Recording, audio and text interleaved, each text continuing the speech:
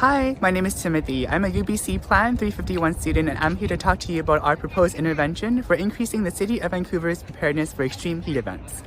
I'm located just outside Creekside Community Centre, and this is an area that receives relatively high temperatures during the summer compared to the rest of the city.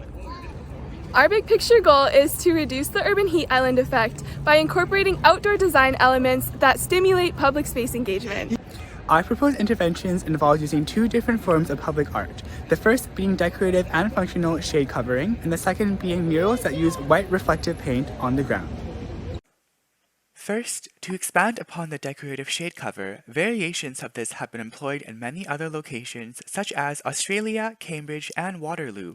It can take many different forms, but the idea is that these structures will work to increase shade coverage of an area, which is especially relevant to our location, considering the extensive concrete pavement and structures surrounding the community center, which can heat up significantly if exposed to harsh sunlight for long periods of time.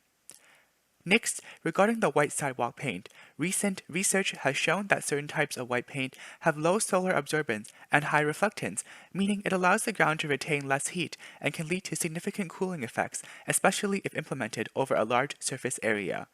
Importantly, this project will decrease this area's vulnerability to heat and provide public access to those who might need relief. It also presents an opportunity for local engagement by acting as a way to showcase local art and provide a gathering space. We would begin with scoping art requirements and ensuring they address the heat problem while also aligning with other public art goals outlined by the city. Next, we would move on to put out a call for artists in a grant-based process while collaborating with the city's Public Art Committee.